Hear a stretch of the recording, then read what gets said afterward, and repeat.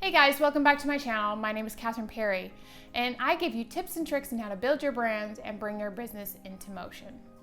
In today's video, I'm going to share with you how to use your phone to start a channel. If you want to start a channel, I always suggest go for it, just do it. I find that we get tied up in the thought of we need the best equipment, the best lighting, the best situation, the best timing. It's all these factors that come into our head.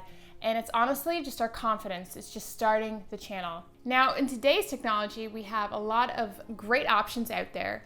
We have DSLR cameras, we have point and shoots, and we even have our cell phones.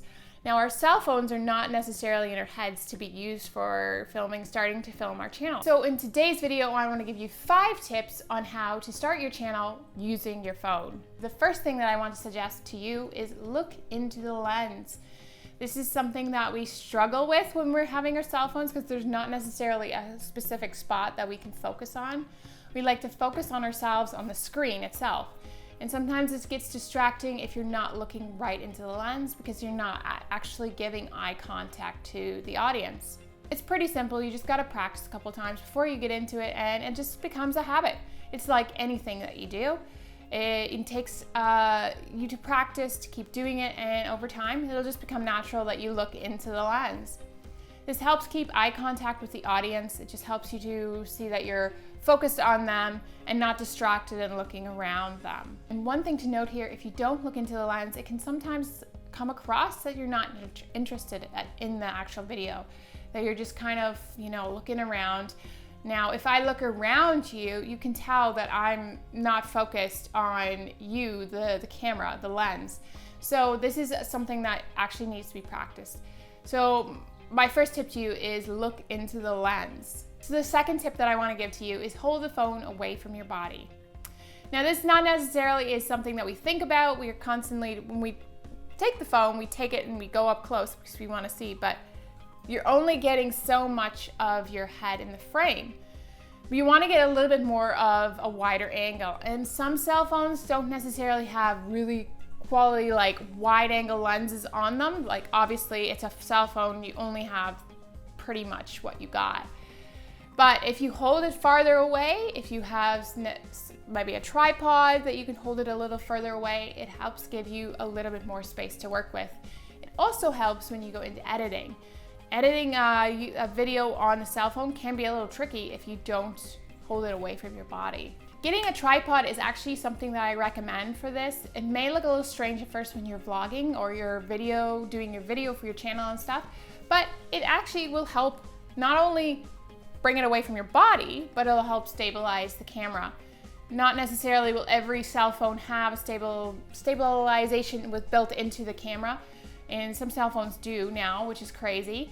But getting a tripod will help balance that and give you a great thing to, hold onto, grip onto, and stabilize the camera and the phone itself. We'll actually link below a couple tripods that I recommend to you that I feel that would be beneficial for cell phones and using it for a video. So I want you to comment below what you used first to start your channel. This will give other people tips. Maybe it was a cheap camera or a cheap cell phone and it worked for you in the beginning. So maybe comment below and just let us know what you used. So the third thing that I want to give to you is have a full battery and enough storage space. We go into this not even thinking about this sometimes because cell phones are used a lot. We are texting, we're on social media, and then it gets to the point where your battery is about to die, but you have to film a video. It goes the same for me. If I'm charging my cameras, if I have a shoot, I have to have my batteries fully charged and ready to go. It's the same if you're going into the shoot the next day. Make sure your cell phone is fully charged. You also can get battery packs for your cell phone to charge. I will link a couple of options below from Amazon. One is the car charger and the other is a battery pack that I use. Then obviously having enough space on your cell phone is super important. Some cell phones don't necessarily have a lot of space to begin with, so make sure you clear out your cell phone, the apps that you don't need, and just make sure there's enough space on that phone. So tip number 4 is framing. So this is not necessarily talked about very much, but a lot of us will tend to go this route, the portrait route, which is great, but that's not necessarily going to help you in post, in editing. It's going to be harder to edit this. I suggest to you to turn it to landscape.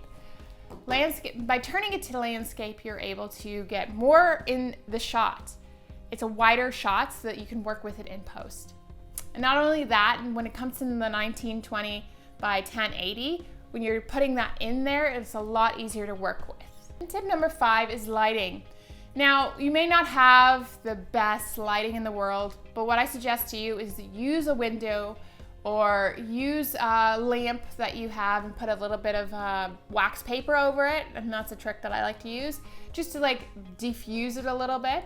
Whatever you can do to kind of make the lighting a little bit better is super important. I say face the window, but make sure you don't overexpose your face, because if you overexpose your face, it's gonna be really hard to fix that in post or in editing. It's just better to try and stay away from the window a little bit further so that it diffuses the light a little bit better on your face. If you're wondering what overexposed means, it just means the light is just really bright and obnoxious and it's just blown out, and you can't really fix that. Well, you could, but it would take a lot of work, and not necessarily are you going to take the time to fix that. So in the beginning, but when you're going into editing, just kind of test the lighting. Sit a wee bit further away or go closer to the camera. It just depends. You got to work with it. And then what I would suggest is just watch the video. If you do make a video, a short clip, just watch it back and say, would someone watch this, or does this look obnoxious, too bright, too dark? Just figure it out whenever you go into filming. These 5 tips I've used in the past, and using my cell phone, I tend to use my cameras more than my cell phone just because I have the cameras.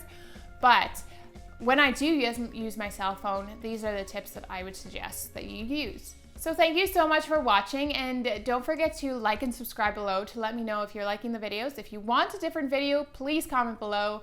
And as always, guys, don't forget to create adventure and live to inspire. Have a good one.